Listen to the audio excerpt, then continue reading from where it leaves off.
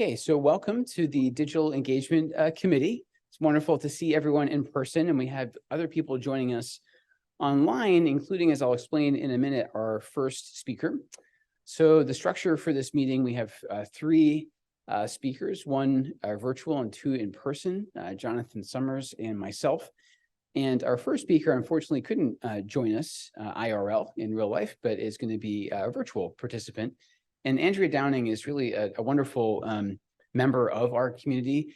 She has many potential descriptors, as she may introduce herself in just a second. One of the ones I found online that I thought really was interesting and piqued my interest was community data organizer. And the reason I invited her, as you'll see in a second, is her work is really thought-provoking. And it struck me as a physician, as I was coming here and preparing my remarks, there's few ways as a doctor that you can violate a patient's trust more than violating their confidentiality. And I think privacy is sacrosanct.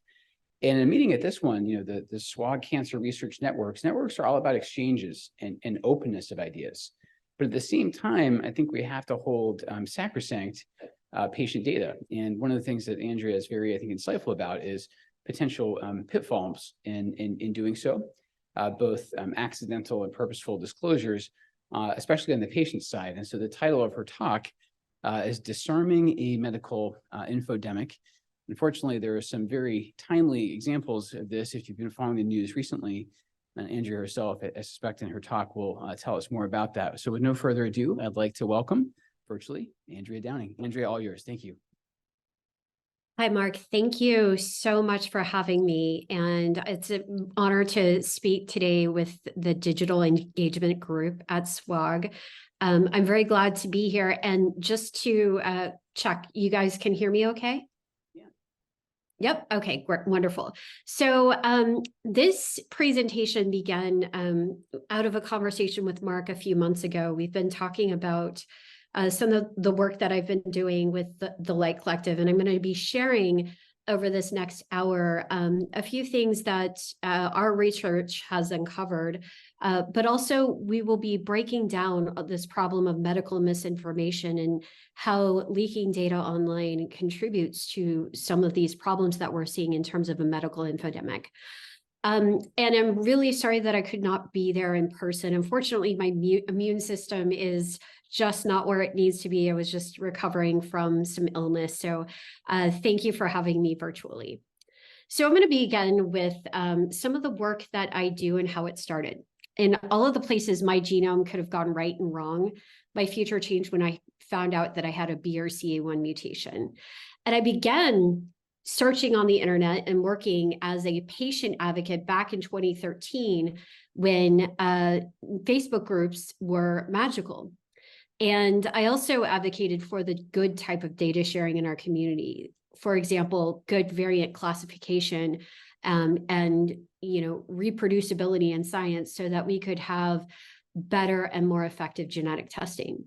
Cambridge Analytica rolled around in 2018, and I began to do some research applying this background in technology to find some pretty disturbing things about how you could hack specifically Facebook groups. That made the news. And if you'll note, the date here was March 2020. The only thing that was going viral at the time was COVID-19. And unfortunately, we were just coming up on this increasing and escalating problem of a medical infodemic, or what the World Health Organization has termed an infodemic. So fast forward to now, I wear many hats. One is a white hat hacker within the BRCA community, and also a data organizer thinking about the good types of data sharing that our community needs in order to advance research and to ensure that our futures and our lives are in a better place so that we have better options, better treatments. But unfortunately, there are also harmful ways that data can be shared that are contributing to these problems of medical misinformation. And I'm going to break that problem down from a technical perspective and then talk about some of the side effects of this infodemic. So let's begin with some statistics. Here's where we are as of 2022. 65% of patients, according to a study done by Charity RX, and full disclosure, no affiliation with this group, and they do have a business model to offer discounts on prescriptions. 65% turn to Google first before consulting a doctor. 33% turn to YouTube first before consulting a doctor, and 37% turn to influencers for health advice because they are easier to access than medical professionals. In addition to this, the same report looked at the average number of health ads that a consumer receives out of this population of 2,000, and it was 5 per week. And despite this information seeking online, 89% think it's likely that social media influences and contributes to health misinformation as a global problem. So what do we do about this? And, what are some of the other dimensions to this problem beyond just information seeking online? So when we share health information on social media, and when we search for health information in places that are outside of the walls of a clinic, there are some things to be aware of. Let's say you're a HIPAA covered entity and you want to meet patient populations where they are. Well, we know that social media is a wonderful and magical place for that. If you're a marketing department, let's say you have a great idea to get to patients on various platforms where they reside. So you create a marketing campaign. And this marketing campaign is wildly successful in terms of recruiting people to either clinical trials or to influence them to ask their doctor about a certain drug. That's a common thing that we see in ads. Well, there's a side effect to this. The same vectors that we can use to get to patient populations where they are creating these digital footprints and profiles of patient populations that are making them easy targets for scammers, snake oil peddlers, troll farms, and even nation state actors that mean to sow disinformation and cause harm. So these marketing analytics, these are very commonly offered services out there that allow you to target patient populations. And they're basically marketing tools. It's all about how to get leads and target people on these platforms in ways that show different information to the right patient at the right time. And depending on whether you're susceptible to medical misinformation, certain ads can be very effective, as can ways to target people with very problematic and misleading information. Fake news, snake oil, the gamut. I highly recommend this paper that was in Nature Medicine from Eric Paraxlis, Megan Rainey, and Jennifer Goldsack on characterizing cyber harms in digital health. What I'd like to encourage SWOG to do is start to think about the cyber hygiene and cybersecurity dimension of this problem, not just the information seeking online problem. And I'll dig a little bit more into that and share what I mean. So first of all, there are established cyber harms when we think about not only what Mark was talking about in terms of breach of trust, but there are ways that once PHI is leaked to third parties online, harm can occur over time, not in an immediate way, but if these lists are acquired or purchased by third parties that are threat actors, there's a whole taxonomy of things that were put in or shared in this paper that can occur. That includes doxing, which is a form of, harassment or finding out and publishing a person's location in order to cause them harm, blackmailing, account hijacking, medication theft, which is actually a problem within the community that deals with chronic pain. We've seen a few examples of Facebook groups that have literally had their houses broken into in order to get pain medications and drugs. Ransomware attacks, we've been talking about disinformation, malinformation, which I'll talk about in a second, phishing, impersonation of accounts, aka catfishing, or device takeovers. So when we think about the dimension of medical misinformation in this health infodemic, what are the different kind of permutations of it? This is a very highly recommend. I recommend this report on information disorder towards interdisciplinary framework for research and policy making that looks not at health misinformation, but it talks about fake news and misinformation in general when we're talking about politics. So there are different, levels to this. The first is misinformation is, when somebody is genuinely believing that a piece of content that they're reading is real and sharing it, but not doing so with malicious intent in order to mislead people. This might be your aunt or your uncle who found out that you have cancer and they want to help. And they're sending you treatments that may not be medically validated. Disinformation, on the other hand, is where we get into problems of fake news, manipulated audio and visual content. I think as we are entering this world of ChatGPT and generative AI, disinformation is becoming much more of a problem, where we have here at the Light Collective done some tests on how to generate, for example, a cancer-specific scientific article where every single citation in the paper is referencing a real author, but it's actually a fake citation when you go look and try to validate it. And then the third dimension of this is malinformation. This is the one we're really concerned about when we talk about threat actors and people who are hoping to target and really cause physical harm to a vulnerable population. This includes potentially outing people if they have a health condition.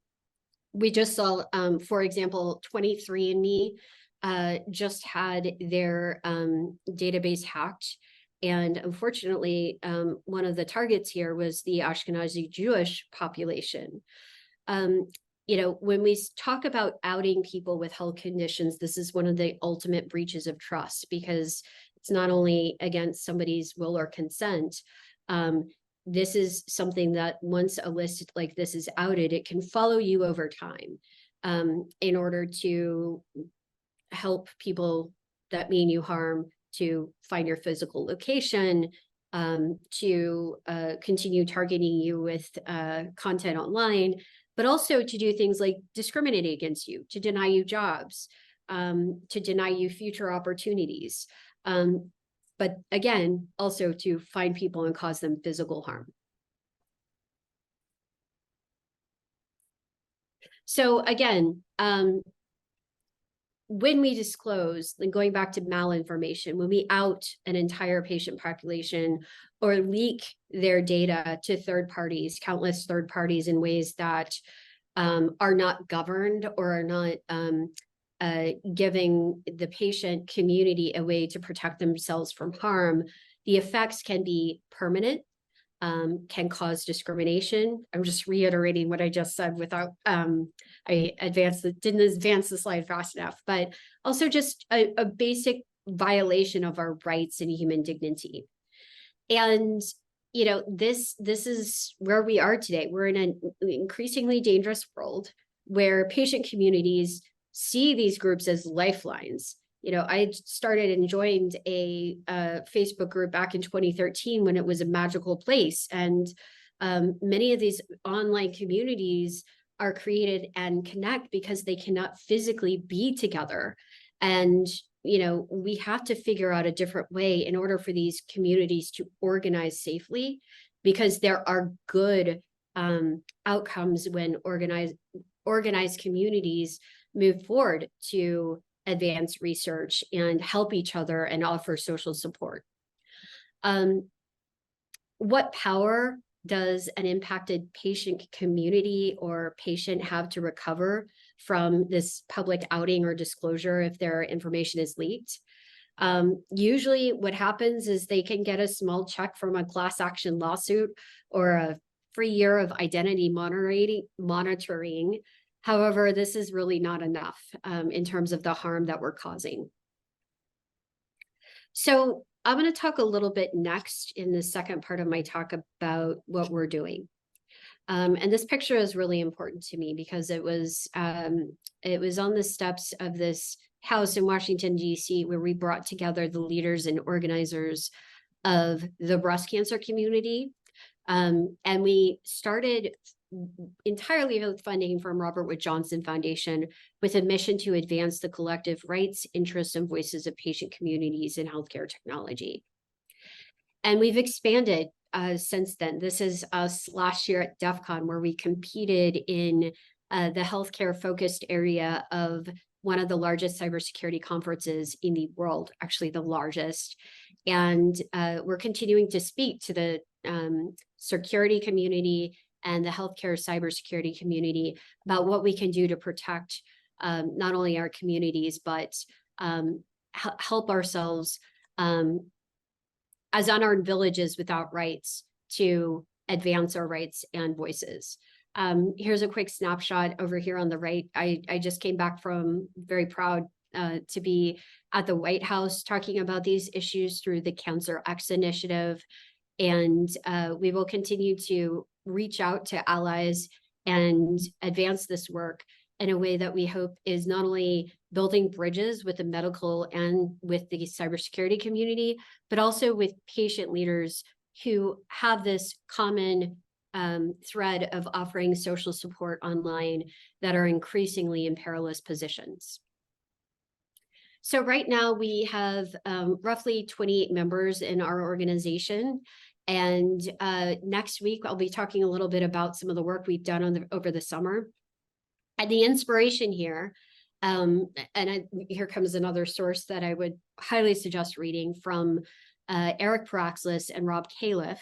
Eric is one of our mentors as part of the Council of the Wise. If anybody thinks about, J.R. Tolkien and our quest to, close the Eye of Sauron here, Eric is part of the Duke Clinical Research Institute as the Chief Scientific Officer, and Rob Califf co-wrote this paper about employing cybersecurity techniques against the threat of medical misinformation. So a lot of what we do is study those techniques, but we also have been doing work to advance strategies and tactics to counter the effects of medical misinformation. And this is kind of an overview of our project for the year. We onboarded the member organizations early in 2023. We broke out into 3 groups. And I'm going to share a little bit about some of the evidence and the community-based participatory research that we did with our groups in order to study cross-site tracking as a specific problem when we think about marketing and health data intertwining to basically leak data to third parties. So again, we're all community-based participatory research. And what that means to us is, this is a patient-led effort, but, we have this layer of Council of the Wise, oncologists, and people who have this deep expertise that we're looking to as our mentors. Another one is Catherine DeRoche at Harvard and Beth Israel. I don't know if you guys know about Open Notes, but that is another wonderful initiative we've collaborated with. Okay, so let me start with a framing of the research that we've done and how we're going to continue to expand upon this research and what the timeline has been over the last year. In 2021, Facebook shut down, and a small group of us downloaded our JSON files, our raw files, our archives from Facebook, and we started to look through them. And as we did so, we created, out of a population of 10, a small sample size to look at cross-site tracking. And specifically within the hereditary cancer community, we looked at 5 companies and noticed in this data set that not only HIPAA covered entities, but all kinds of health organizations were following across the internet. We thought, why is this in our raw, like cross-site tracking when we did not consent to be followed across the internet? So this figure over here, this is figure 1, broke down basically us looking at the different underpinnings of why data got from a health entity or a HIPAA covered entity into our cross-site tracking raw data, or the files that were being used to target us with ads. And what we started to learn is there was this bigger problem of installing cross-site trackers or third-party pixels on these websites. So let me just give one example of a genetic testing site. I won't name who this is, and I highly recommend this tool, Privacy Badger, which shows, I think, this juxtaposition of know that you are in control of your DNA, but we're also going to track, we have 16 trackers on this one website alone, or if you sign up, depending on how these pixels and third-party trackers are configured for marketing purposes, you can pass field forms, like, if you have a sign-up form, your name, your PHI, prescriptions, your doctor's name, over to the third party, be it Facebook or a data broker or any other third-party service. In our proof of concept study, we found that 3 out of the 5 companies were not even following their own privacy policies. And when we think about the kind of creepy ads that we continue to see online, what I want to remind everybody that in the early days of social media, this didn't exist. Cross-site tracking and direct-to-consumer ad targeting of pharma ads really ramped up around 2018. And the only place that this is legal is the United States and New Zealand. And over here on the left, I'm sure a lot of doctors might have seen these ads as well, and for the patient community, I think it's a lot more common to see, again, more research is needed on this, but, more than 5 ads per week, quoting that, stat from earlier in the presentation. But what we also see, going back to threat actors using these vectors to target people, are things like ivermectin ads, or total medical misinformation. And those ad targeting vectors, once a patient has that interest on their interest graph in a social media platform, you can retarget them with other stuff based on what their behaviors are or how they interacted with previous ads. So there's a timeline here that's going to be important to kind of understand. And then the final part of this presentation, I'm going to talk about what my ask of SWOG might be, or what we could do to band together. Because at the end of the day, it's so important. First of all, I want to give a shout out to Mark, because as somebody who's on social media with empathy and authenticity, we want these safe spaces to organize. We want to care for these communities in a way that preserves our digital selves and has some sense of rights, but we are so far away from that, that it's time for us to figure out how we get ahead of this problem. Okay, so timeline. Since the publication of our proof of concept study, there was a follow-up. We actually took our research to the markup, and if anybody was following the story about patient portals, there was a follow-up investigation. I'm just going to run through this timeline. Basically the punchline is we had our preprint in January of 2022, and by December of last year, Health and Human Services issued definitive guidance banning these cross-site trackers. So in February, there was coverage of our little proof of concept study, and by June, the markup had done a comprehensive study of the top 100 hospitals, showing that 30 of the top 100 hospitals had been leaking data from patient portals to places like Facebook, and using the specific tool of Metapixel to configure custom fields that were being passed to Meta. So here we are in this timeline this year. The class action lawsuits have started, and not only against health systems, but against Meta itself. There has recently been a very big class action lawsuit in Northern California with a lot of claims, including the question of whether Meta has violated the federal wiretap laws. Other claims include larceny, and I think that's going to continue to unfold over the next couple of years, maybe. There has also been some unprecedented joint enforcement between Health and Human Services and the FTC.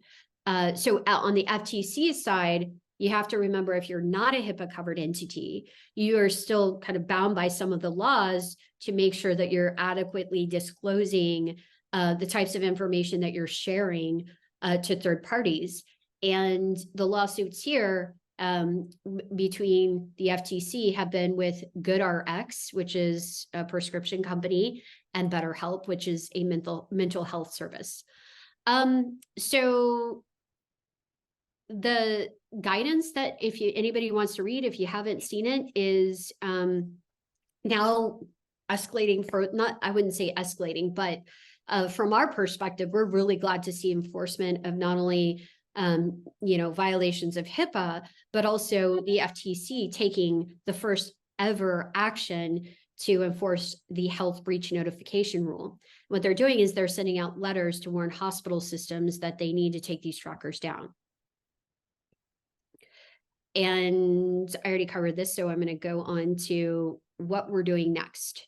So I've given you the backdrop of the last 2 years of research, and I guess the timeline of what's happening.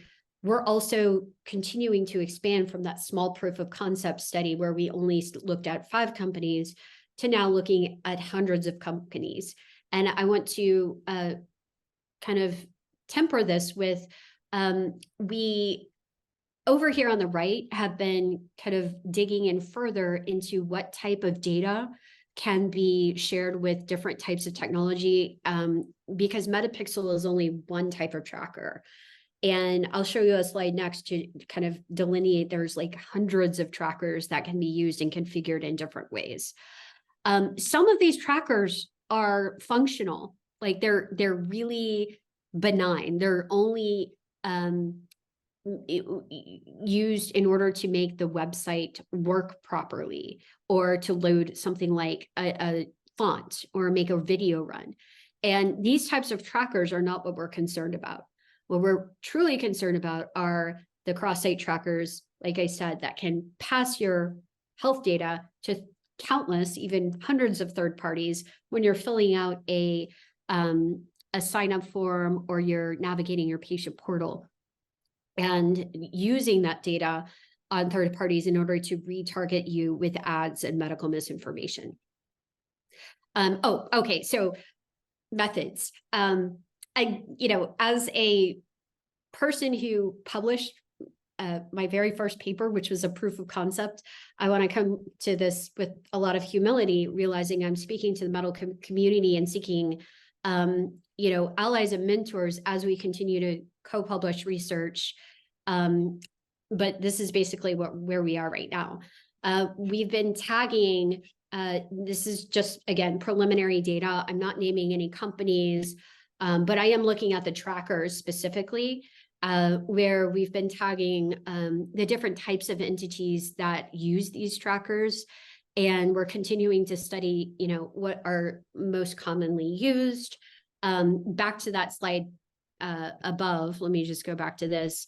Digging further, this is a basic web developer tool that you can use to see the get and post functions and the types of fields that are being passed back and forth. But, trying to get a bigger picture of where is the data flowing? And, based on that, what are the types of business models out there with these brokers and third parties when they actually use the data to target patient populations? So that brings me to the last part of this presentation, then I'll open it up for discussion. How do we get involved? I first want to say, and this comes truly from the heart, we want these spaces to organize, and we want to be able to have the good type of community that, if you think of a physical community, think about all the good things that it has. It has resources, it has governance, it has institutional support and experts and knowledge that are being shared in a way that is good, not only for the community's health, but not kind of falling into this hole of the tragedy of the commons that we see today. I want to give you a hint on, how do we solve this together? Jumping to another platform is not going to help. We keep, I think, getting ourselves into this place over and over again. We saw it with TikTok. Oh, here comes a new platform. This is really cool. So it's probably not going to make the same mistakes as, the other giant platforms out there that suddenly have new communities sprout up. Unfortunately, that's just not the case. This isn't a tech solution that we have to tackle together. Second thing is, adding extra fine print to a 50-page consent document isn't going to solve this either. When you are going through the trauma of a diagnosis, the last thing you're looking at is these consent documents. And we find ourselves in this place where, going through informed consent is really more of a, way to cover the liability of a health organization or a company, and not necessarily to truly educate and inform people who may have varying levels of digital literacy about what the real risks are. But then the final thing is, I keep hearing privacy is dead. No, complacency is not an option here. And I think if we find ourselves in a place where we just throw our hands up and do nothing, the problems are going to continue to get worse. And when that happens, your jobs are going to get harder as physicians. And I think it's already started to happen if you are struggling to counter medical misinformation when you are working with patients. So I'm going to give a few resources that I find to be very useful and helpful, and then we'll discuss. So the first is this very useful framework called the DISARM framework. If we're going to think like threat actors or attackers trying to, create false narratives and target patient populations, we have to understand their playbook. So the playbook that has been developed is from an organization called the DISARM Foundation. And I highly recommend taking a look at it. It has not only what we call the red team framework, which is what an attacker would do to plan, prepare, and execute a really evil marketing campaign, basically. But it also has what blue teams or white hat hackers would do in order to counter the effects of medical misinformation. I would like to call out this really great resource from the Patient-Led Research Collaborative. We take a community-based participatory approach to any research that we do. And it's important to understand that we live in a space today where we call patient influencers kind of consumers. We have no institutional support, but we increasingly, as we've seen with the long COVID community, when organized, can really make a difference in research and technology. And this framework thinks about how to partner and improve outcomes when research organizations, instead of just targeting us with ads as a focus group, peel that back to think about real institutional support and partnership instead of essentially exploiting our privacy in communities that have been created on social media. We have a boot camp. If you would like to take this boot camp, it'll be open free until the end of the year. This has been designed for mainly patient-led grassroots organizations who offer social support online. And it gives the basics of how to think about phishing attacks, how to think about oversharing on social media, but also practicing things like having a strong password and multi-factor authentication. So The other big resource that we want to point to, and if you go to our website, we've developed a framework and key elements when we think about supporting collective governance in health communities online. And those 7 elements include the following. The first is patient representation in the governance of technology. And I would also add physician engagement. We really need to start developing guidelines. And, we could talk all day about, I don't think of this as free speech at all. I think about it as shutting down these trackers and stopping these easy targeting mechanisms that are basically creating and adding fuel to the fire of an already big problem. Number 2 is limited licensing agreements, going back to reforming consent and just thinking that if somebody checks a box and you say whatever you want in a consent form, including arbitration clauses and waivers of rights, that's not doing justice to patient communities and populations. We really do need collective limited licensing agreements. That number 3, embed basic rights into a community's data use, and we have basic standards for what cannot be used or monetized or targeted. Number 4 is ensuring that we share collective benefits with health communities and recognize that we have real costs and risks when we're sharing online. And patient advocates have no institutional support for that, unlike physicians who have a lot of institutional support and professional societies like ASCO and American Hospital Association lobbying for better privacy and better laws. We don't have that right now, and we're just this small scrappy group trying to develop better principles. We need accountability and dispute resolution when things do go wrong, which is completely lacking with these tech platforms today. Adversarial interoperability. This is a really big one. Making sure that if a community does want to migrate, there are kind of real technical ways that we can do that, where what we see with tech platforms often is that they limit ways that we can move our communities to other platforms and do so in a way that is transparent and organized. The final thing is fiduciary representation of health communities. On tech platforms, the only fiduciary we have is executives that are tied to shareholder interests. We don't have fiduciary representation, and we could talk about the FTC being that fiduciary, but unfortunately that needs to be on a company by company basis, because every single health community has a different set of needs, a different set of interests, and they need representation, which is why we have, going back to the top, a guiding principle: no aggregation without representation. Representation in these decisions about our collective data really matter. So the final thing is take down the trackers. I do want to point out that as of September 28th, the American Hospital Association has actually come out against the guidance from Health and Human Services and the FTC, basically saying that we should not be taking down these trackers because it's too hard. And I would really love to work together on ways that we might issue statements or take a stronger stance on health privacy, because, in certain communities, these are truly matters of life and death.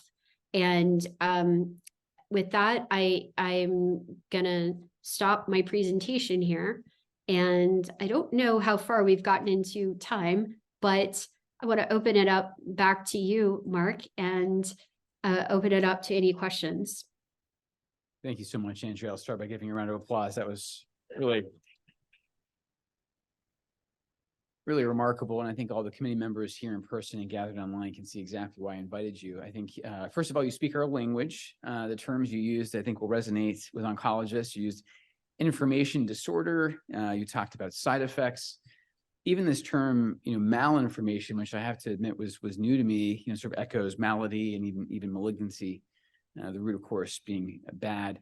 And then I think this is also a little bit of a necessary corrective to our own enthusiasm. And again, if I'm being honest, including my own, SWOG has had digital engagement efforts of a sort, first with the social media working group and now formerly with DE for over a decade. And I think one of the dialectics that happens in our own organization is, here you're sort of preaching to the choir in the sense that everyone that's in this room, of course, has a vested interest in DE. But there are many, many members of SWOG who have never engaged with us. And I think partly because this is one of their concerns. They are deeply and understandably worried about even accidental disclosure of patient data when we engage with them digitally. And I really like the way you framed it in terms of risk benefit, especially because some of these harms, as you observed, are potentially irreparable. So I want to make sure that people in the audience get the chance to ask you questions. I'm monitoring the online chat, but if anyone here in the room has a question for Andrea, please feel free to use the microphones. And Andrea, we already have one or two questions for you here in the room, so go right ahead. Andrea, oh, that's very loud. Thank you. That was both enlightening and extremely frightening. So I appreciate the information. My question is going back to that preliminary data graph slide. Do you mind explaining what that's showing us or what that's saying to you? Sure. Let me go back here. All right. So this is basically the map here are the tags that we've used. And let me explain a little bit more depth here.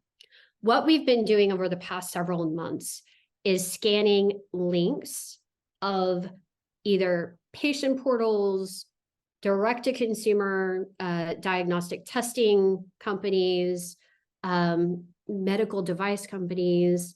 Over here on the right, these are the different types of categories of links that we've been scanning. And when we scan them, what we have as a result of that is a set of trackers that each link has installed on the web page. So imagine if you're a patient, and I'll give you just one example.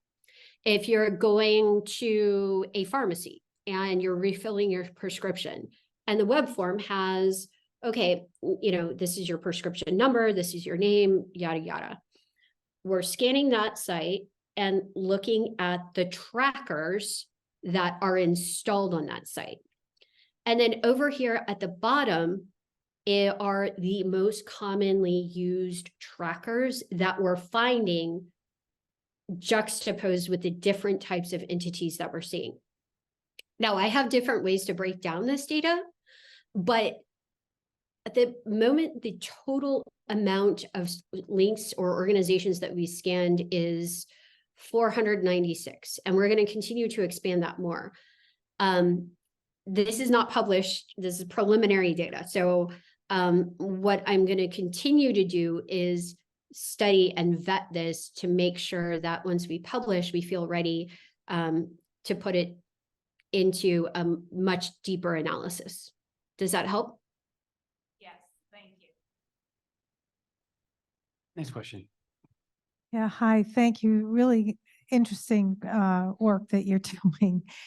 I have a question, though, that's a little bit broader. So not necessarily on, say, like a specific Facebook group, but I'm sure everybody in this room has recognized if you're having a conversation, this happened to me recently seeing a physician in a private office. We were talking about a possible diagnosis and remedies, prescriptions. And within minutes of leaving the office, I was getting advertisements from pharmaceutical companies for the 2 drugs that she mentioned, and also some bogus remedies, right? So this is voice. We're being picked up by voice because nothing was written down yet.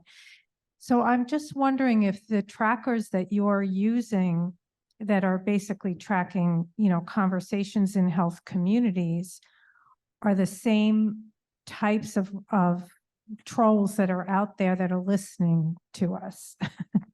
So first of all, I want to acknowledge your experience has been shared with me anecdotally with many other physicians and patients, and it is very creepy. I have done no research on voice recognition and how that ties to these third-party ad targeting mechanisms. The only thing we're studying today is cross-site trackers on web-based forums that gather PHI. So there's a very narrow scope.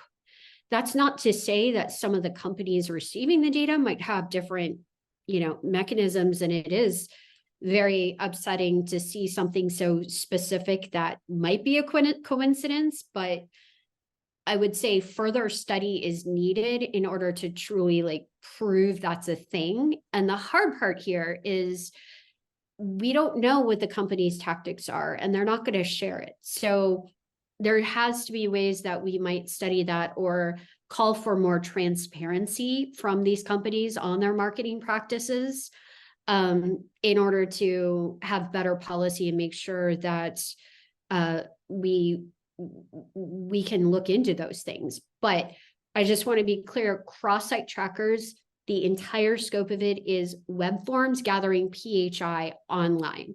And that was the preliminary data that we were showing in the proof of concept study that led to OCR guidance. Thank you for that clarification, Andrea. Any other questions either in the room or online?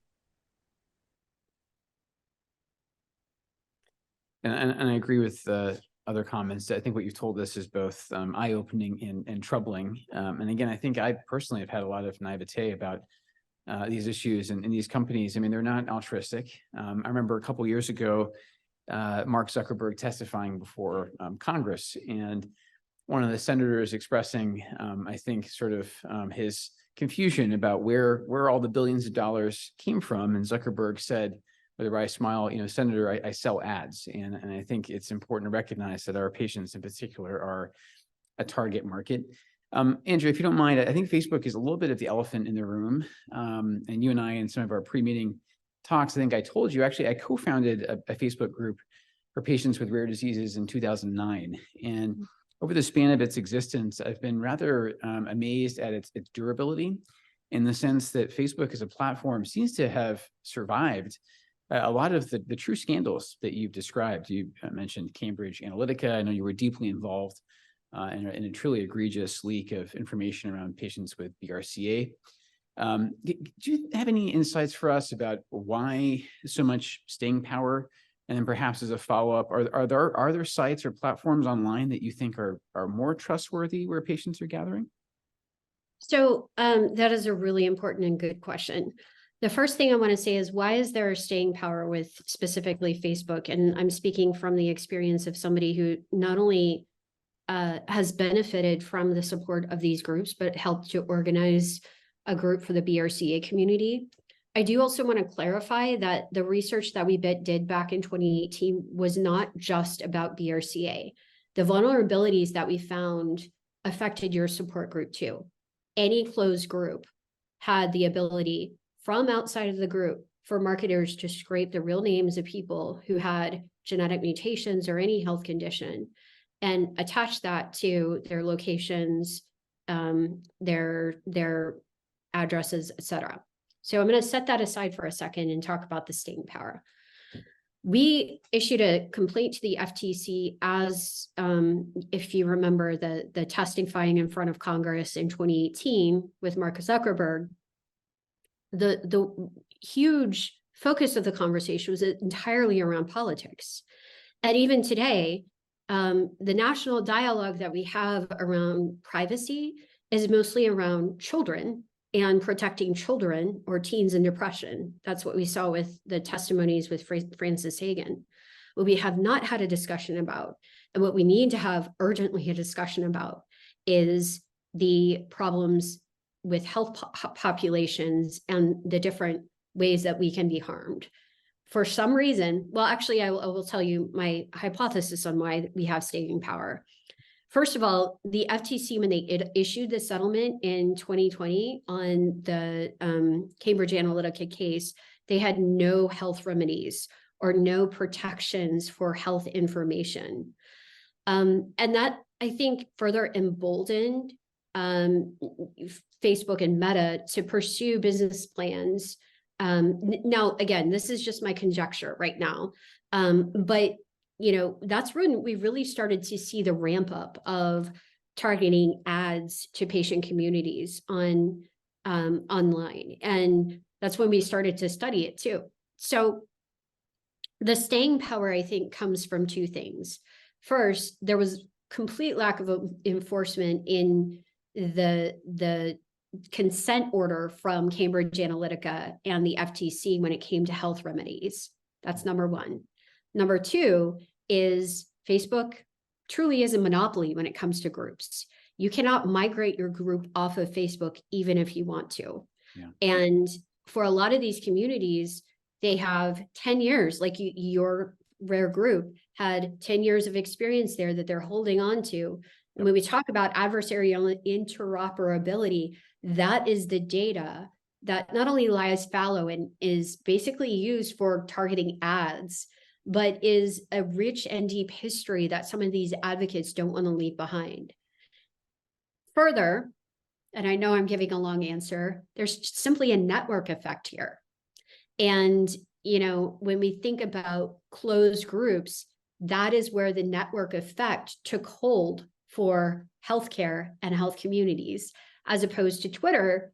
That was really where the network effect took hold for public communities that we saw, like BCSM, BTSM. These were also lifelines. But the difference was when you post on Twitter, you knew that anything that you posted would be public. And a lot of people became kind of public personas, but it was very different in nature than the type of information that would be shared in these closed groups, which include deeply sensitive, deeply personal stuff in order for people to support each other and heal. I think you hit the nail on the head there about the difference between the platforms. I often tell people, Twitter's public facing aspect, that's not a bug, that's a feature. Whereas I think you're correct. I think people, especially in closed Facebook groups, had a very false sense of privacy. And among other things, you've done incredible work, chilling work, actually, exposing why that's not true. You actually have another, I think, question coming here in the audience from Don Dizon. Don, I'll let you. Oh, hi, Don. Before we go to Don, really Yeah. quick, you had the last part of that question, which is where can we go? I want to reiterate to everybody at SWOG, this isn't about jumping to another platform. Yep. And, we have what's called the Fediverse coming out. There are going to be a new host of problems with any platform that we jump to, right? And, the core components go back to how is the content being moderated? How are we self-governing as a community the data that's generated in a way that is working towards the interest of the community rather than against our interests? And how are we designing these systems so that we have real legal rights? I want to be really clear that any system that you jump to will not have real legal rights because they can change the terms of service at any time, and you have no fiduciary advancing the rights of the community. So we have to tackle those things about, our legal rights and those like core things. Once we have that in place, it becomes more about, okay, you can hire or have different contractual relationships with these platforms in order to make sure that they have our rights, our collective rights enforced. But we have to get organized to do that. Yeah, no, thank you for emphasizing that. We need to resist the new shiny thing phenomenon is what I call that, jumping from platform to platform. Don, please go right ahead. Andrea, I think this is, we've spoken separately, but I do think you are missing a very large component of the problem, and the problem is us. And Don, if you could go closer than a microphone, I'm having a hard time hearing you. So missing a component of the problem. But the problem is us who use social media. We don't actually ever read the terms of service. We don't ever read the updates on the security and the terms of service. I think and I think this is worldwide, platforms, apps, this is part of our day-to-day life. And there have been tons of stories about, how people can't use cash anymore. and they have to sign up for, these apps and that's how they have to pay for parking and all these things. But the issue is that, I think we have been sufficiently numbed to privacy concerns. Yes.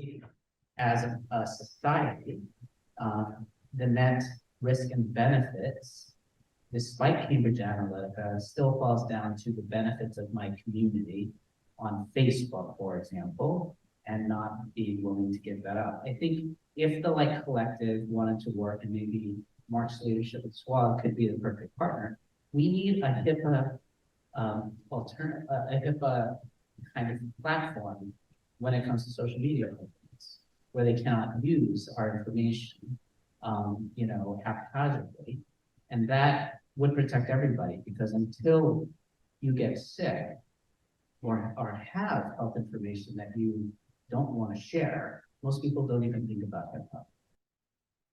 So I first of all, I have goosebumps, and Dawn, I want to give a shout out to Dawn, because I want the right to enjoy amazing content, but that, you create and not feel shame because I didn't read a 50-page consent policy that is really designed to protect the platform and not you and I.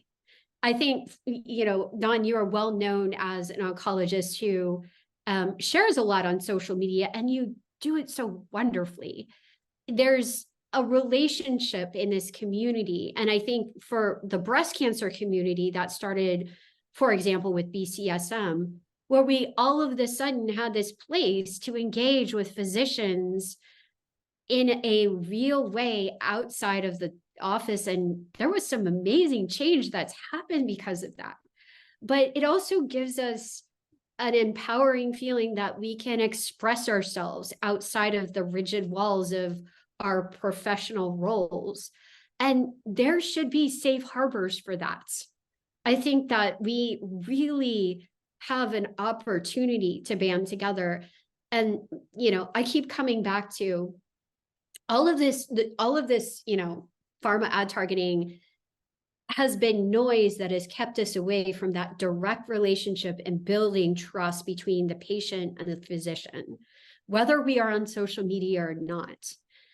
That's the primary bond. And it seems like, to me, these tech platforms and these pharma companies with their ads, but also these data brokers, are increasingly getting in between that relationship that I think is sacred, and if we can band together, there's evidence that we can create, policy that we can inform, and truly do this in a way that is in the interests of our communities and not necessarily monetizing those communities for shareholders. Your comments are so on the money, Andrea. I remember a couple months ago seeing a prohibition that doctors should be removing Amazon Echoes from their offices for fear, as one of our sort of inquisitors brought up, that Jeff Bezos would be listening in on these private conversations, which again is borderline Orwellian in its implications. So we really appreciate you. We don't pretend to have your knowledge, but I get the real sense you understand us and you understand our predicament. And as Don said, I'd be honored if as a committee we continue to work with you in Light Collective. Frankly, the very last thing you said in your formal presentation, I find the position of the American Hospital Association equal parts baffling and troubling. Just to throw up your hands and say, oh, this is too difficult, I don't think is acceptable. And I know that you agree with that. And thank you for everything you're doing to advocate for patients and their really authentic right to privacy. And then finally, on a personal note, I think you'll find a very empathetic audience here in terms of understanding that you've had your own health concerns, and we wish you nothing but your own wellness. And again, thank you so much for joining us. You've been absolutely wonderful. Thank you for having me. And please keep in touch. Reach out to me, Andrea at lightcollective.org, and I'd love to continue the discussion. So thank you. Superb. Thank you, Andrea. So we'll now move actually to in-person talks, the way that we used to do things. By the way, real quickly, I'll just note Andrea's handle is there on Twitter at Brave Bosom.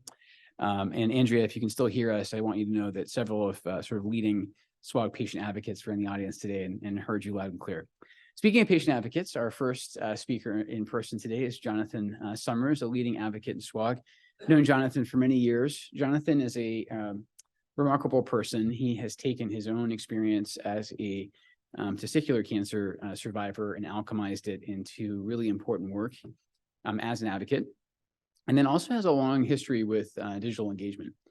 And Jonathan's professional expertise, among other things, comes from Hollywood, where he's worked as a writer. And he and his partner, Eric Stone, have done incredible videos for us, for SWOG. And one of the things he's going to talk to us about today is what happened when we put those videos out into the world.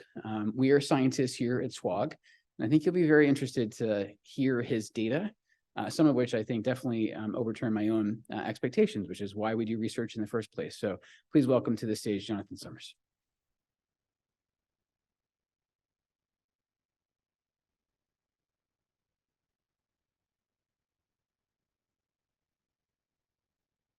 Thank you, Mark. You're far too kind. As Mark mentioned, this is a project that started first days of DE. And I realize that we have a lot of new committee members here, and you might not have had a chance to see the video. So as we say, hey, Frank, roll it. Today on Cancer Brief, we're going to look at immunotherapy, a term you might have heard about, but may not fully understand. For some time now, doctors have been asking, what if our bodies already possess the ability to stop the growth of cancerous cells? Immunotherapy has been successful in treating some forms of cancer, but what other types of cancer can this treatment be used for, and are there dangers associated with it? We sent Justine Byrne to Moores Cancer Center at UC San Diego Health to speak with leading expert, Dr. Sandeep Patel, to answer these questions.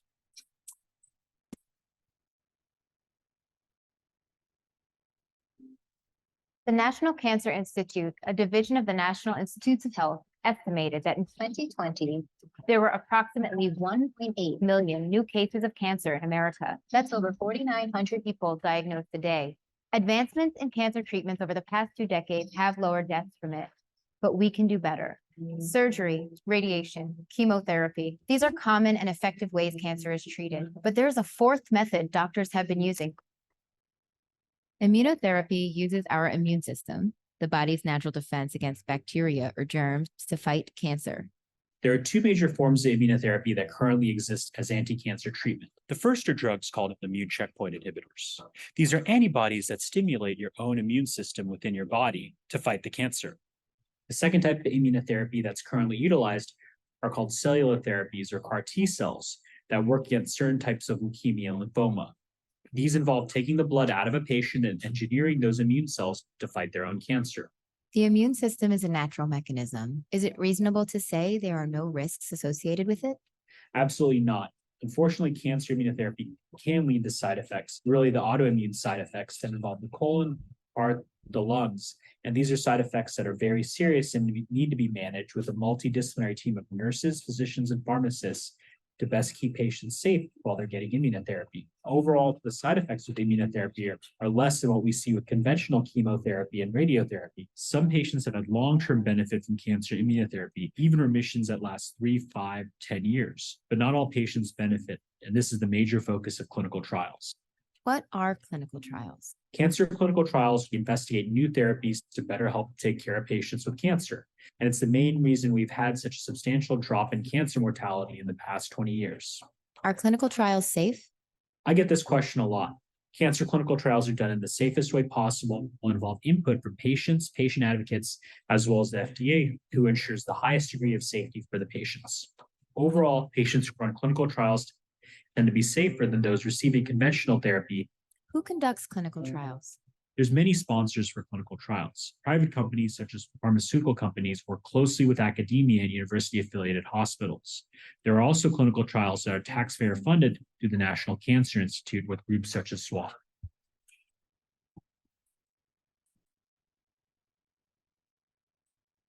SWOG Cancer Research Network and its public charity, the Hope Foundation for Cancer Research, have made a big impact on cancer treatments.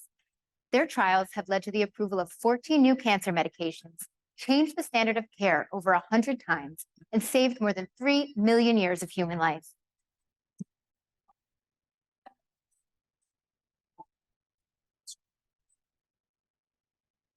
In S1609, we're investigating two cancer immunotherapies, ipilimumab and nivolumab, and how they work in patients who have rare cancers. What are you hoping to learn from this trial? It's been a big question in the field whether these immunotherapies can work across a variety of tumor types for which these drugs have not been studied. Additionally, we hope to develop lab tests to help better predict which patients may respond to immunotherapies such as these two drugs. So now when you say we, who are you referring to? We as SWOG, which is a member of the NCTN, it's a group of over 1,000 institutions that's federally funded that focuses on research into various areas of cancer. I wouldn't have to be in San Diego to participate in S1609. Correct. This trial is open at over 850 sites all across the United States. I think the first step is to talk to your doctor about whether S1609 is an appropriate study based on the cancer type you have, as well as the prior therapies that you've had, or go to the internet at swog.org or clinicaltrials.gov to find the closest site. What's the one thing that you want the public to know about clinical trials in the treatment of cancer? Anytime you're considering a clinical trial, understand that one of the things we're focused on in SWOG and throughout the NCI are picking clinical trials that are most likely to help the patient.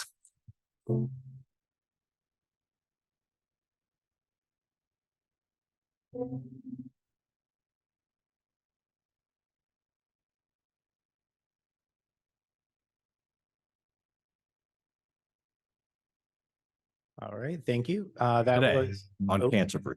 That was episode 1. We'll now watch episode 2. Today on Cancer Brief, we're going to look at immunotherapy, a term you might This have is heard the same about, one. but may not fully understand.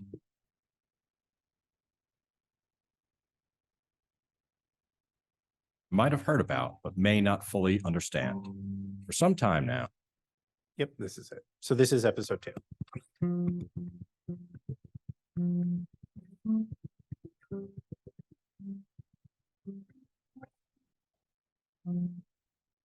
You can relax, sweetie. I'll have dinner ready in no time.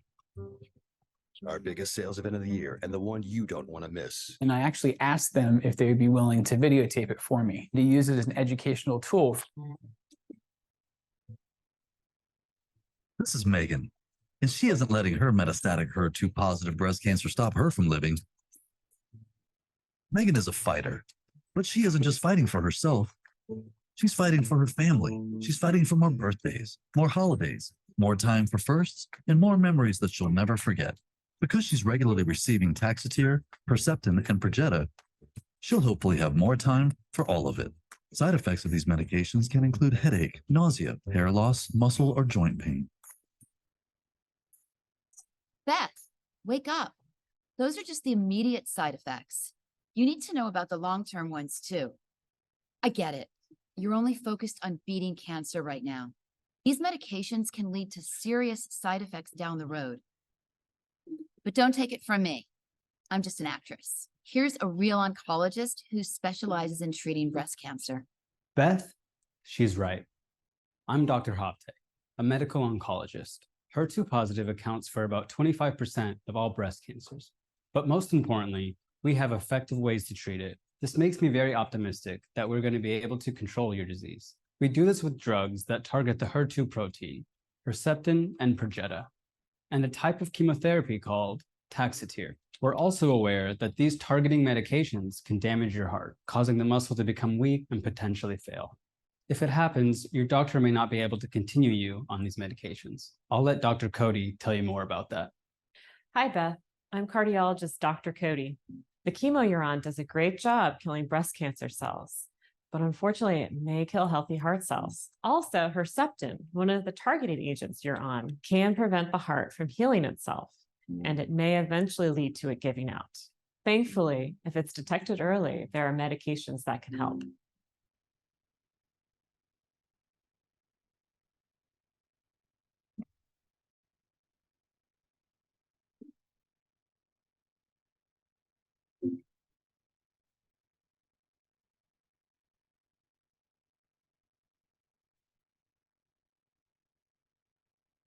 See, Beth, I might be a breast cancer expert, but I'm not an expert of the heart. And I'm a heart expert, but not a cancer expert. And I'm still an actress. That's why we're working together. We're seeking a way for HER2-positive patients to continue on their medications while also avoiding heart problems. Okay, so how do you do that? The medical community does this through clinical trials. These are closely monitored studies done in the safest and most ethical way possible, so we can improve treatment with new medicines and methods of care. Some pharmaceutical company trial? Well, that's one type of trial, but there's many different types. The cancer trials we conduct are taxpayer-funded, designed and run by doctors, and patients volunteer for them. Our trials are supported by the National Cancer Institute, which is part of the National Institutes of Health. In these trials, doctors, nurses, scientists, statisticians, and other experts collaborate to answer important questions so we can improve the outcomes of all our patients. Are you running a trial for patients like me? Yes, it's SWOG's S1501, and it's being offered in nearly 100 hospitals and clinics across the country. In S1501, some HER2-positive breast cancer patients will be given a blood pressure medication, carvedilol, while receiving treatment. We hope this will allow patients like you to continue their cancer medications longer and thus increasing your chances for survival. Plus, it gives us a better idea of how common heart damage is in breast cancer patients who are at risk for developing heart issues and who are taking medications to target the HER2 protein. By enrolling in this trial, I'd be helping other HER2 positive patients? It would help us answer questions that we don't currently have the answers for. But if the trial is positive, it might mean carvedilol can be helpful for patients with other types of breast cancers. For more information, visit cancer.gov and ask your doctor if S1501 is an appropriate trial for you. I'm enrolling in S1501, not just for myself, but for all the other women in the future who will be diagnosed with HER2 positive breast cancer. Did my doctor ever say anything about a clinical trial? I don't think so.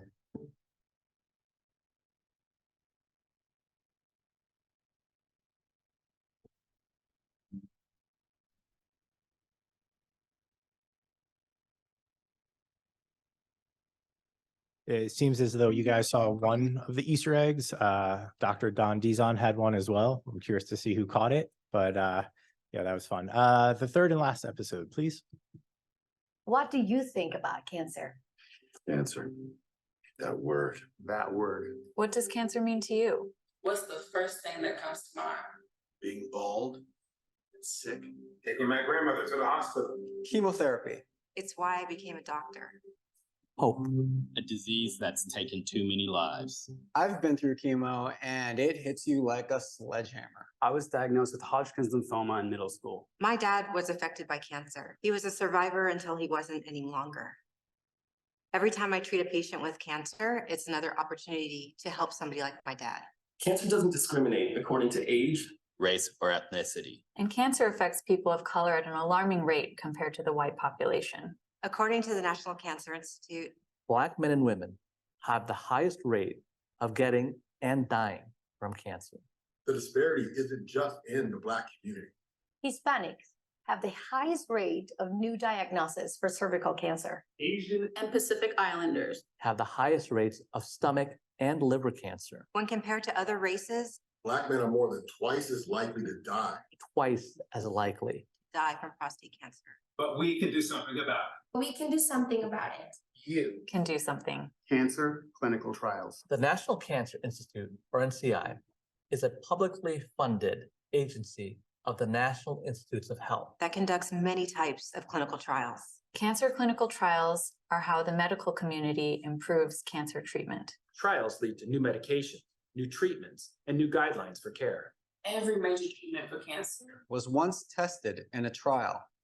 The types of trials that the NCI runs includes treatment, screening, prevention, and supportive care. They're done with the utmost respect for our patients on the trial. Respect for the patient. With certain types of cancer affecting minority groups differently. We need trials that research this and people to take part in them. Because right now, very few minority cancer patients enroll in clinical trials. By not being in these trials, we aren't reflected in the findings. We need research And results. that represent everybody. Trial enroll. As diverse As a U.S. population.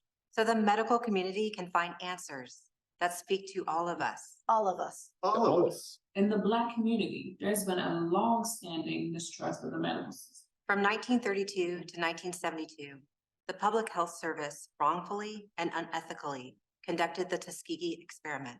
Black men were misled into thinking that they were being treated for syphilis. They actually didn't receive any treatment. People were not respected. And people were seriously harmed. But from this awful experiment came many of the laws and regulations that protect people in clinical trials today. Today, clinical trials follow strict protocols and ethical guidelines. They're done with close supervision and rigorous oversight to keep patients as safe as possible. If we're going to improve cancer outcomes for our communities, we need you. It starts with you.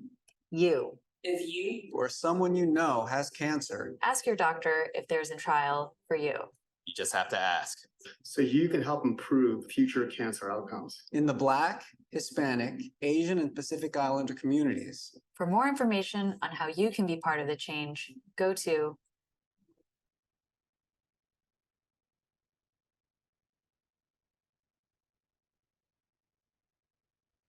All right.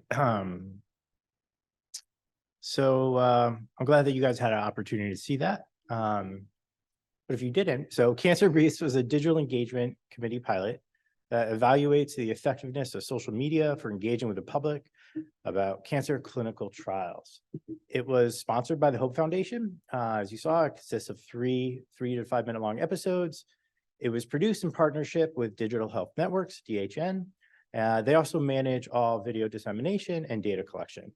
But, why did we do this? So we know that 90% of Americans use social media and 40% watch videos every day. But only roughly about 8% of patients participate in clinical trials.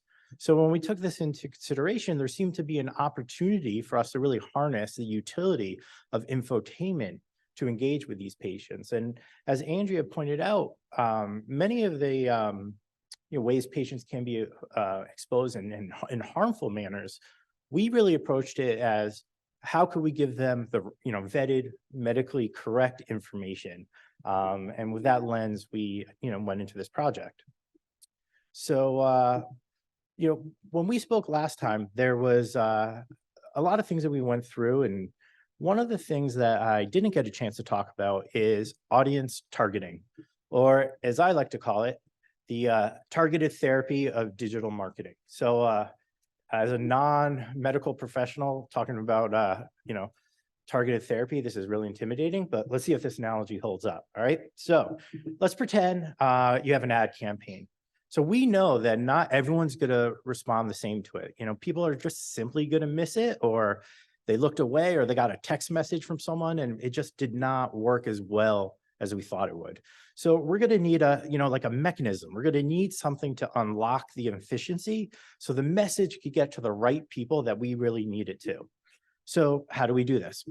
We're going to run one, or it could be more, broad campaigns.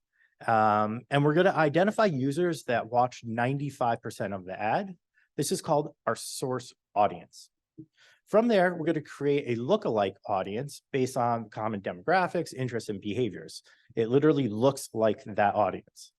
The lookalike audience represents the most engaged audience who are really targeting and who we focused our efforts in. So, you know what, let's do a fun little demonstration, because you're probably like, what is this? Humor me. If you like dogs, please put your hand up and keep it up if you like dogs. All right, cool. So think in your head on like a 1 to 10, how much you like dogs. So if you're like, I don't know, a 1 to 3, dogs are great, yeah, whatever. Put your hand down, please. You probably just watched 3 seconds. You're not that interested. So if you're, let's say 4 to 6, right? Like dogs are great. I have one at home. I cannot wait to get home to see my pooch. It's going to be lovely. I just cannot wait. Put that down, because, you only watch 50%. Let's say you're, 6 to a 9, right? Like, you have pictures of dogs on your phone, every other conversation, people are like, oh my God, she's bringing up the dog again. Like, you're a 6 to 9, right? If that's you, put your hand down. You only watch 75%. Now, if you are a 10, who still has their hand up? Nice and high. Anne-Marie, Laura over there, I'm not sure I know your name, you and you. You guys in this, analogy, you're my source audience. And believe it or not, you all have things in common, whether you know it or not. And you also have a history of interacting with posts, with things you liked, and you have that in common. And even when you signed up for Facebook and they asked, what are you into? All of that was kept, right? So what we're going to do now is build an audience that looks like your user profile. And from there, that's how we find our very engaged audience. And of course, this could be, fine-tuned. What if it was big dogs? What if it was big fluffy dogs? What if it was big fluffy dogs in Miami, right? Then all of a sudden we get to get very specific in who we're looking for. Another thing I wanted to talk about was how we measured engagement for this study. Reach. Reach is the amount of people who are exposed to an ad campaign. You probably see it a lot when you go on Facebook. On the side, you'll see ads for various things. Retention, how long people watch the video. So on Facebook, it's kept at 3 seconds and quarter intervals of the length of the video. Outbound clicks. So this is one of the ads you would have seen. On the low right, you see the Learn More button. If someone clicked that, they were left Facebook and directed to wherever we told them to go. Hence outbound, they left Facebook. And again, it's obvious we ran this on Facebook, but the thing that's not so obvious, we utilized their native video engagement campaign. So when you sign up for Facebook and create an ad campaign, there are many different types. This one in particular optimizes to find users who are more inclined to watch the videos. So the 3 videos, the first was a news show about clinical trials, SWOG and the Hope Foundation.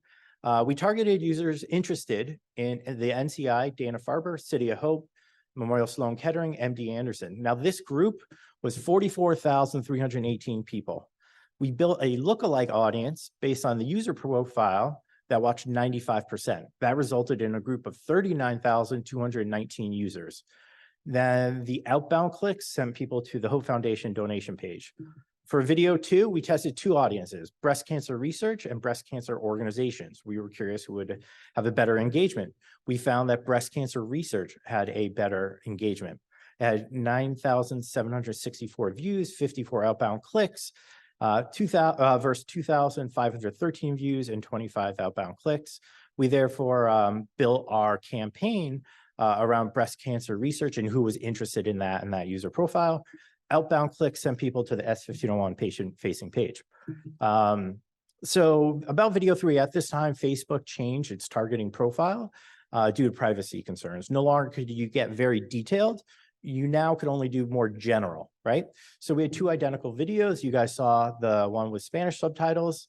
That targeted people who speak Spanish and were interested in Latinx, Hispanic popular culture. The English subtitled targeted people who are more generally interested in healthcare and well-being. Outbound clicks sent people to the Hope Foundation's DEI page. So how do we do? I'm not going to mention all of the figures here, but I'm just going to touch on some of the more important ones.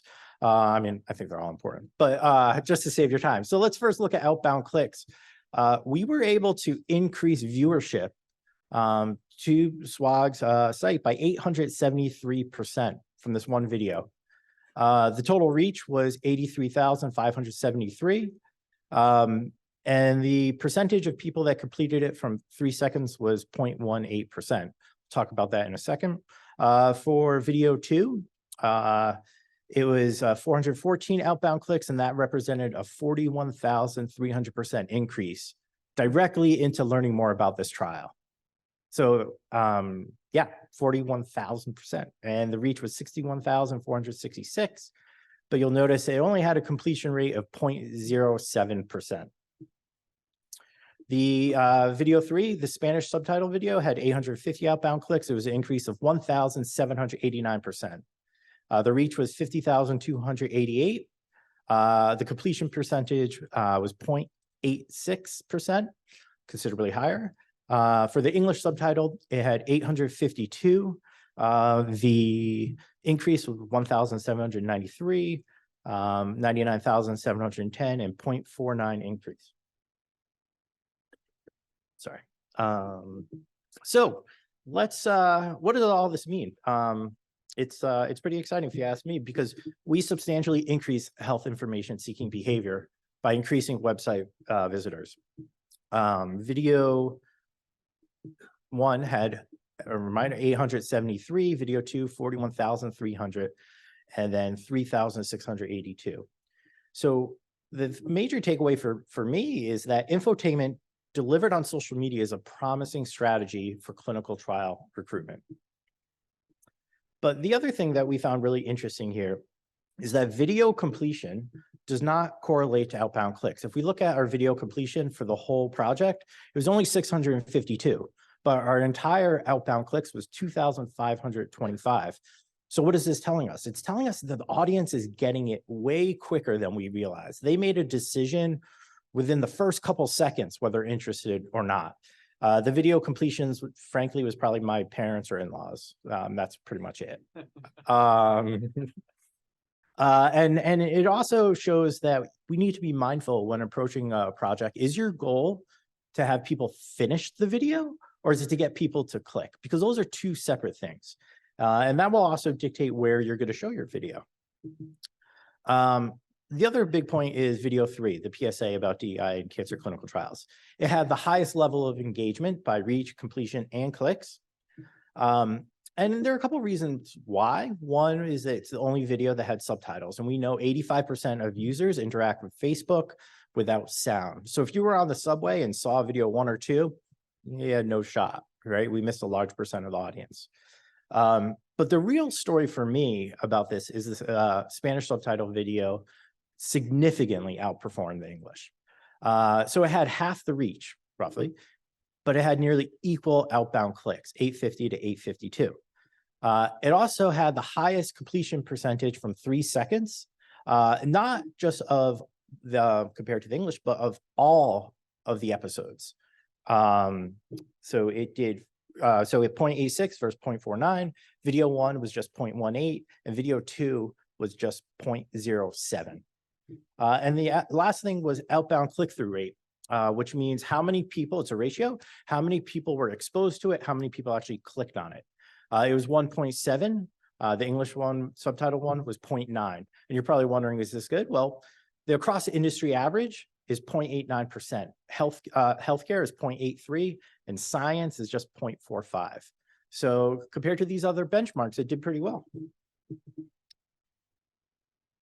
The last part about this that I wanted to bring up, that the takeaway for video 3 is the real importance and significance of language concordance and cultural tailoring content.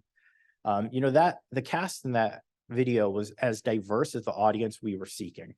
And there's something to be said to see yourself on the screen. The last point, another point is video length. We had an extremely high attrition rate. It was from 3 seconds to 25% of view, was 99.3 for video 1, 99.5 for video 2, 97.2. And what this is really showing is that actually at 25%, there was an inflection point. Anyone who stayed at 25% was very interested. And if we look at our retention past that, at that point, it went up. It went up the whole way to the end. But it's important to keep in mind that the average Facebook watch is just 4.6 seconds, and Facebook suggests ads less than 15 seconds. Our video runtime was 5 minutes, 11 seconds, 5:10, 3 minutes and 39. So 25% was 1:17 and 54 seconds. I don't know about you, but 1:17 is a big ask of someone, right? Like I'm talking up here and you're like, come on, hurry it up. I got places to go, right? Like that's a big ask for someone to stay. So, you know, we need to really be deliberate when selecting a platform. Just because you have a video and you say, Facebook, let's do Facebook. That's not necessarily, right? If you have a very important message, that's all messages are very important, but if you have a long message, perhaps you want to consider YouTube, right? Their average length is 11 minutes. So it's important to be mindful what we're doing there. And the other part that I want to bring up is how social media marketing analytics is an opportunity for trialists. Though it's novel in oncology, it's proven effective in teaching about science and healthcare. It allows for engagement with patient and potential trial enrollees. That culturally tailored content may be instrumental in recruiting diverse groups into these trials. And it also allows for real-time data and pivot as necessary. So you may launch something and realize, it's playing really well for people who are in Oklahoma, but it's not really doing well people in a different area. Why is that? So you could move very quickly within a day. So the next steps. We wrote the Cancer Brief manuscript with Dr. Vita Henderson from Fred Hutch, and we're submitting it currently to a health communication journal. We are currently discussing most appropriate funding mechanism to expand upon this pilot project. And we welcome opportunities for collaboration with our colleagues. This project has been happening since the beginning of DE, and there's some acknowledgements that I really want to give out. First is Joe Horn, Morgan Cox, and Hope Foundation. Without them, this would not have happened. So our sincere thank yous for that. Dr. Don Dizon, who listened to my crazy idea years ago when I said, I want to make a video to change recruitment. And he's like, slow down, buckaroo. Like, let's get this focused. Dr. Mark Lewis for his leadership, not just as a chair, but his support in this project since the beginning days of the steering committee. Wendy Lawton and Frank DeSanto, who have been tremendously helpful in making this happen. The project also had a steering committee, Dr. Mike Fish, Dr. Lynn Nguyen, Dr. Becky Johnson, and Judy Johnson, who gave notes on our outlines and scripts and were tremendously helpful. To the entire digital engagement committee. I really also want to acknowledge our friend Eric Stone. Eric's my producing partner. He directed it, he shot it, edited it. If you really liked it, it's him. Just kidding, it's us. But if you don't like it, it's him. And Rick Androli for all the marketing and statistics. But the most important person I want to acknowledge is my wife, who is home with our sweet boy Benji, who's 4 months old. She's somehow in clinic right now. And I know that her effort, me being here, is a result of her efforts. It's not lost on me that I'm very grateful to be here. And thank you.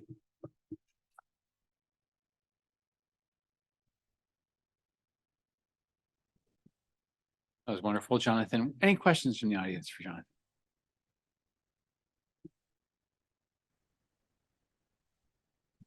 I'll make a couple comments. First of all, it's been wonderful to watch this project from its conception to its execution. And I don't know how the rest of you felt. I think there's a certain sort of sheen that comes when your content is produced by a media professional. And I think you can see it. It's not entirely something I can put into words, but it's just there. It's a, as you know, say, quas. Thank you to you and Eric for that. I just like Andrea's talk, I found it a little bit eye-opening and even sobering, some of the statistics you showed us in terms of attention span. Are there things that you think that SWOG investigators should think about going forward? I mean, I think you probably summarized in your slides, but just in terms of thinking about visual media, in terms of not coercively, but publicizing trials? Absolutely. This is perhaps my patient advocate hat that's on now, but we need to meet patients where they are. It's not fair to think that, hey, they're going to be reading some article on JCO. They're not, right? They're not following perhaps the Twitter accounts you are about a new, trial for lymphoma. They're not. The data is showing us, right, that we can get eyeballs on this. We can get people to watch. Probably a shorter message, right? Probably that the importance of cultural tailoring and language concordance. I feel as though that this is a great opportunity that doctors and oncologists specifically could lean into and provide accurate information for patients that could certainly help with trial enrollment. And like you acknowledge, Jonathan, thanks to the Hope Foundation for supporting this work in the first place. Thanks, Joe.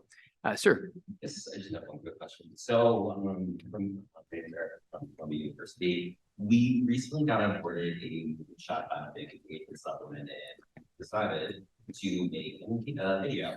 So about 5 minutes, it's going to go over what a clinical trial is, what biobank is, and then an advertisement from an MD, and a patient narrative, and then an advertisement by an MD, by an MD. So far, it's been going seamlessly, the whole planning process. We just met with yesterday after quotes. But after watching this and all the metrics, I feel like it's my process is going way too easy.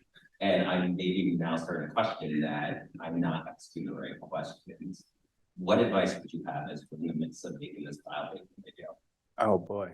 How long do we have for this? Man, I would need to understand more about what you're doing and what the goal is. Where is it going to be launched? What is the end result? Are you trying to get more people into a trial, or is it more of an awareness campaign? kind of dual approach to educate people on the CHOP biobank, but also then being sort of the clinical trials aspect, or hopefully educating people about what clinical trials were. So kind of a dual approach. Yeah, I actually think the work that you're doing and that Jonathan is interested in via as well as yeah, this work I think is foundational for things like what we want to do. I would suggest you guys get together and perhaps try to figure this out, because the one thing I'll tell you, the one thing we didn't really ask was what people were committing to. And that's a whole other thing. They pointed to something and there wasn't an immediate, this is the action item. I'm not sure when and you know, Correct. really thinking forward, not only about the video, but what is the action? And I think Jonathan, you spoke to that quite brilliantly. It's like, there's gotta be an ask. If they're gonna point people somewhere, there has to be an ask. More information, give a donation, sign up. Yeah. Something, but I would encourage you to think about the whole process. It's just not about that. But I think this whole aspect of clinical engagement is right from multiple and I would working with our Columbia's public health school, who are giving us a lot of insight, but again, like it just feels like the process is being too easy. So I'm concerned we're gonna have spent all this money and it's not going to be effective. So maybe we can get to this.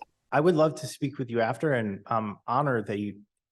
A sign of something that worked well is that it looked easy. This was like years and years and years in the work, and it's not. But the one thing that I would say, you know, for video two, it went for more info about this trial. But what if someone really wanted to sign up, right? There wasn't a place right here, hey, let me call this person, and then the order and the system in place for that to happen. So it's not just you can have the best message, the best video, but if you don't have an appropriate call to action, you're going to really annoy your audience, and your audience is not going to come back to watch. So And then maybe we can chat afterwards. I love that. So Jonathan, this is a challenging question. Bring it If up. people are more likely to just watch the first 3 seconds, and we know we've just been talking about how important it is to have a call to action. The call to action is usually minutes later. So how are you gripping people in those 3 seconds without that immediate call to action? I mean, each of these have a really compelling opening, but you don't really know where they're going, right? You don't know how the story ends or what the ask is going to be at the end. So there's like if we know that they're captive for 3 seconds, is there a way to hold them longer if that 3 seconds is really engaging or asking them to do something proactively? So I would correct one thing, that it's not 3 seconds, it's the average watch length is 4.6. That doesn't mean we only have 3, but you bring up one of the very essence challenges of using infotainment in a succinct way. How do we get their attention, keep their attention, and then have them do something, right? What compels you to watch a documentary? Probably the very similar answer. So we chose topics that were publicly perhaps on the conscience of people, but not fully understood. And, you know, I don't thank you that we kept people's attention, because they had a million reasons to look away. Please. Great job as always. I really enjoyed the Thank you. videos. I just want to, maybe you can elaborate on this a bit. I just want to make a point. It's in my day job when I'm not a cancer patient advocate, I'm in marketing and advertising. And so I think one of the biggest differences that I saw and what we did here, I'm not trying to completely simplify this, is that you as a patient were involved in the creation, right? And so I think what we miss sometimes whenever I see other infotainment, if you want to call it, whenever we're talking about trying to reach patients either through digital targeted ads or video, things like this, is that it's coming from a clinical perspective and not necessarily directly what patients are looking for. And so I would challenge everybody in the room that is not a patient advocate, and there's several of us in here, I love that, is please lean on us whenever you're doing projects like this, because we can help you answer those questions. I think the most important thing that I keep reiterating in this meeting, even though it's only day one, is that patients, if you're trying to reach patients, the best person to talk to is a patient. And we cannot reach patients effectively if the patient's voice is in the table. So, thank you. Well said. Completely agree. You know, you could have a complex language that is written in plain language, but it's still from the lens of clinical, right? But it's not through the lens of a patient. And thank you for that. And one of the things I love about SWOG is cross-pollination. So obviously, you know, Jonathan's expertise in, if I may say so, the entertainment industry, I think has been brought to bear here. But even within SWOG, and we've said this many times, you know, DE is one of the cross-cutting committees. We're histology agnostic. We have the opportunity to move across silos, and so do the patient advocates. And I think of all the sort of committees I want to partner with, I think patient advocates are right up there. And so thank you for your leadership, Anne-Marie, and yours, of course, Jonathan. And again, if the medium is the message, I think what we can accomplish with videos like this, being very cognizant that we have such little time, and like you said, so many competing factors for patients' attention. Again, a lot of great work and a lot of really great insights as well. So let's thank Jonathan for everything. Thank you.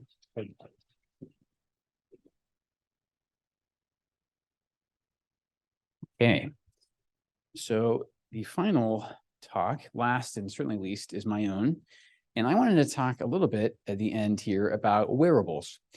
So at any given moment, I wear at least one, sometimes two, and if you count an iPhone, maybe 3 devices that are monitoring my activity, and especially keeping Andrea's talk in mind. Why do I do that? Why do I allow it? And really specifically, why do I seek out information about myself? And the answer, I think, is I am at heart a scientist. I'm a believer in data collection. I'm also a believer in Hawthorne effect, especially for trialists. Hawthorne effect essentially means that you behave differently if you know that you're being monitored. And I have my own health concerns over the last several years. And I have to tell you, these tools, used in my personal life have been enormously effective. And so I've been thinking more and more, especially as a DE question. How can we engage, and this is going to be very careful, again, keeping the first talk in mind, how can we engage with companies in the wearable space as we move forward? And I really want this to be sort of a thought-provoking set of slides that will hopefully lead to further discussion. So here's a fundamental problem we have in oncology, and it's performance status. So as long as we're in cooperative groups, we need to give, I think, appropriate credit to the Eastern Cooperative Group, or ECOG. For decades now, they have set the template for performance status that's used as inclusion and exclusion criteria in almost every therapeutic trial I know of, as well as in clinical practice. I literally don't write a single note in clinic that doesn't include an assessment of my patient's performance status using the table on the left. And yet oncologists, including myself, are terrible at this. So on the left, essentially, is asking the patient, we should be asking the patient, how active are you? And the score goes from 0, which is fully active and fit, to 5, which is the almost brutally unnecessary dead. But everything in between is along a spectrum, along a continuum. So again, we're taking a very wide range of activity and try to quantify it into these categories. So what I've highlighted in the red box is, I think, again, a fairly insightful, if eye-opening revelation, that we are only congruent, meaning the oncologist and the patient only agree on performance status essentially half the time. And this can swing in both ways. Like in my own practice, I see it. And if I ask a patient, I typically see them every 2 weeks as a punctuated equilibrium of the continuum in which they exist. I say, how active were you the last 2 weeks? And they'll give me an answer. And that answer, again, may be completely honest, or in fairness, it may be a tiny bit biased. Patients will often, hate to use this word, but pretend to be fitter than they actually are, because they don't want me to deprive them of treatment that they think is going to be life-preserving and life-sustaining. On the other hand, you can see down here, there are instances where the doctor is the one that gets it wrong. So this is a very granular example. This is a gentleman who had late-stage metastatic non-small cell lung cancer. His own assessment was that he was capable of only limited self-care. He was confined to bed or chair more than 50% of his waking hours. So he was ECOG performance status 3. His doctor, however, thought he was a 1, basically only restricted in strenuous activity. And so what happened here is that oncologist went ahead and administered chemotherapy, and that patient was dead within about 3 weeks.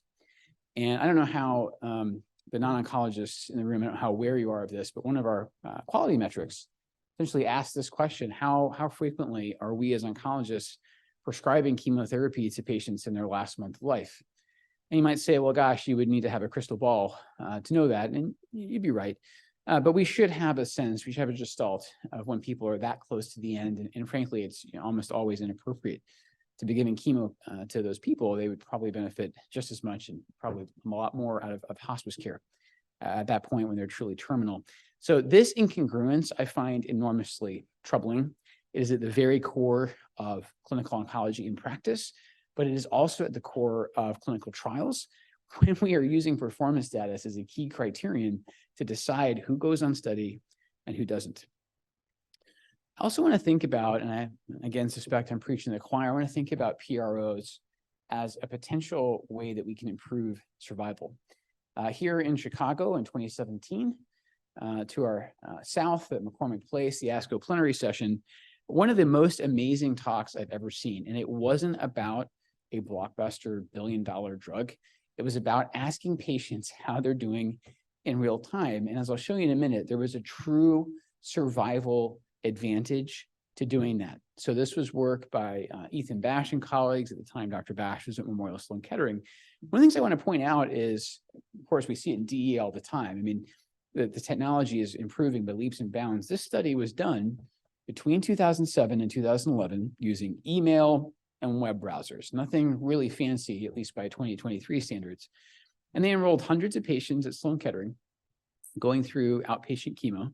And they were randomized to usual care, where again, they would be seen in clinic and they'd be seen for their next treatment, but there was really no contact in between. Or they were asked to report 12 common symptoms as they arose using tablets, using iPads. And the patients were across a whole spectrum of solid tumors, most of the big four: breast cancer, lung cancer, GU, and then GYN instead of GI. And then what would happen is when patients reported that symptoms were getting worse, were becoming severe, nurses would get an immediate email alert. The treating oncologist was then notified. And again, the key here is this was happening between appointments. We weren't asking patients to wait to come back to the office and report this. This was real-time data, and the primary endpoint was OS. This is what it looked like on the patient side. One of the things we've heard again and again today is sort of demystifying our own jargon. So again, these patients were asked to rate on a very real-world scale: shortness of breath, parentheses, dyspnea. You can see here a patient reporting grade 3, where now they're having a hard time with breathing just with their daily activities. This got reported to clinicians, and again, kind of more of our argot, if you will. And again, one of the things I like here is what was being flagged is this is worse than the last time they were in clinic, and this was an immediate notification. And this is incredible. Again, this is ASCO plenary session. This is one of the studies that ASCO thought was the most important to disseminate to all the practice. And a survival difference, especially in metastatic cancer, that you would see from a highly effective drug. And again, it's almost echoes here of the seminal TEMO trial with the addition of palliative care improving survival outcomes in later stage cancers. The survival difference here is 5 months by soliciting PROs over usual care. This is amazing. This continues to astound me, and we should really be taking this and putting it into practice. The other thing, which will surprise none of the advocates present, is that the patients reported this also improved their quality of life. Compared to the standard of care, there was, by this metric, more than a 30% improvement. Remember, we've had randomized clinical trials since the 1750s. It took us until the 1970s to ask about QOL in any sort of rigorous and quantitative fashion. So I want to think about performance status as a digitally quantifiable biomarker. This is a Oura Ring output. I'm wearing an Oura Ring right now, and this is my own data from 2 Sundays ago. And I'll also point out that this can be a very nice aid memoir. If you ask me, Mark, what were you doing on October the 1st? I'd be like, oh my gosh. But when you show me this, I can actually remember this. This was a Sunday. You can see here as I woke up, I went to church, I teach my kids Sunday school, and then as the son of a preacher man, I sat dutifully and listened to the sermon. So that's relative inactivity. Got home, exercised, spike in activity, helped my kids with my homework, and then went to bed. That's my day. And this is a much more granular snapshot of my activity than if you just asked me to estimate what I've been doing for the last 2 weeks.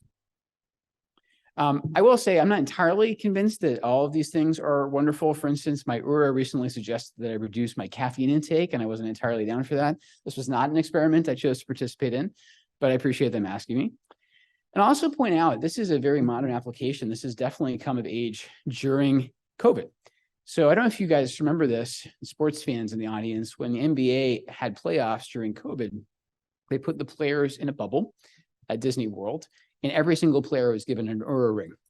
And the reason that they did that is Oura can actually see, almost sort of foretell the onset of COVID based on changes in vital signs. So what I want you to call your attention to is all these metrics on the bottom. So temperature, of course, people becoming febrile. You had several days warning that someone was going to become symptomatic with COVID. You can see the same thing with pulse. You can see the same thing with breath.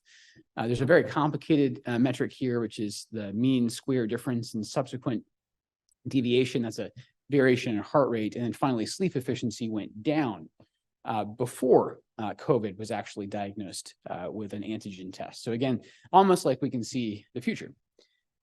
And here also, we can capture sleep. This is actually the main reason that I wear and even purchase in the first place an Oura ring, is having a talk with my wife about self-care. And she said, Mark, how many hours of sleep do you think you get a night? And I said, oh, I think I probably get 6 to 8. She's like, you're nowhere close to that. And so I started wearing an Oura ring, and I was averaging about 4. And so again, even our self-perception is skewed, and I would say it tends to skew in a direction that makes our health seem more favorable than it actually is. So in closing, I just, again, want to take advantage of this group as part of a network. If any of you have contacts specifically in tech, and again, I think we want to be very thoughtful about how we do this, I think DE is extremely well positioned in this cooperative group to think about wearables as sort of next gen performance status. And maybe rather than ECOG performance status in the future, we might be talking about SWOG performance status. And I suspect that part of that would be measured by things like this. One of my college roommates has been enormously successful in Silicon Valley. He's told me sort of offline, hey, Mark, if you're interested in exploring this, let me know. But I'd be really curious. And again, I think we can talk about this certainly between in-person conference meetings. We're really curious about how we might very carefully approach one or more of these companies and how we might integrate this into trial design. So with that, I'll close my formal slides, and I know we're at time. Does anybody have any comments or thoughts about wearables as we move to adjourn here in a minute?